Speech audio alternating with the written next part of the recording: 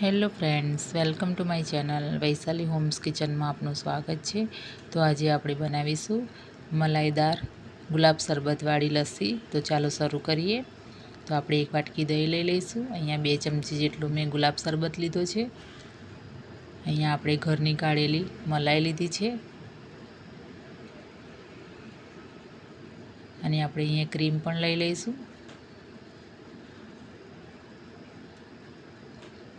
અહીંયા 1 ચમચી આપણે ઇલાયચી પાવડર લેવાનો છે। અહીંયા મેં ડ્રાયફ્રૂટને કટ કરીને લઈ લીધું છે, એકદમ ઝીણું કટ કરીને લીધું છે। મીઠાશ માટે મેં અહીંયા લીધી છે ખાંડ, તો એ આપણે અડધી વાટકી લઈ લઈશું। એક બાઉલમાં આપણે દહીં નાખી દઈશું પહેલાં, અને અંદર ખાંડ નાખી દેવાની છે, અને આપણે ક્રીમ પણ નાખી દઈશું અંદર, અને બધું મિક્સ કરવાનું છે।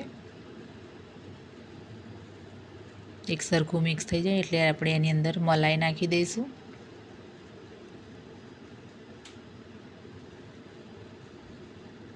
હવે આપણે થોડું પાણી નાખીશું। આપણે 1 ગ્લાસ પાણી નાખવાનું છે। આપણે થોડું પાણી નાખીને બધું મિક્સ કરવાનું છે। આપણે બ્લેન્ડરથી બરાબર ફેટી લઈશું। બ્લેન્ડરથી ફેટવાથી બધું એક સરખું મિક્સ થાય છે। લસ્સી એકદમ ગાઢી મલાઈદાર તૈયાર થશે। તો તમે જોઈ શકો છો, એક સરખું મિક્સ થવાથી લસ્સી ગાઢી તૈયાર થઈ ગઈ છે। એમાં ઇલાયચી પાવડર નાખી દઈશું અને ગુલાબ શરબત પણ નાખી દેવાનો છે, અને બરાબર 1 મિનિટ સુધી આપણે એને ફેટી લઈશું। તો તમે જોઈ શકો છો, લસ્સીનો કલર એકદમ ગુલાબી તૈયાર થઈ ગયો છે। એનો ટેસ્ટ પણ આપણે ગુલાબ શરબતના લીધે એકદમ સરસ લાગે છે।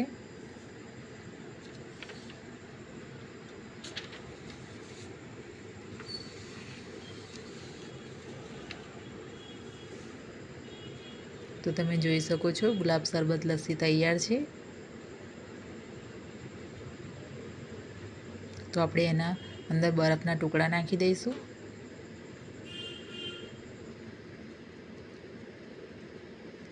તો ઘરમાં જ આ રીતે લસ્સી બનતી હોય તો બહારની લસ્સી પીવાનું ભૂલી જશો। મારી આ રેસીપી ગમી હોય તો લાઈક કરજો, શેર કરજો, મારી ચેનલને સબસ્ક્રાઈબ કરજો, અને આવી જ નવી રેસીપી માટે બેલ આઇકન બટનને પ્રેસ કરજો। તો આ ટેસ્ટી લસ્સી તૈયાર છે, તમે જરૂરથી ટ્રાય કરજો। મને કમેન્ટમાં જરૂરથી જણાવજો કે આ રેસીપી કેવી લાગી। તો ફરી મળીએ એક નવી રેસીપી સાથે। Thank you for watching.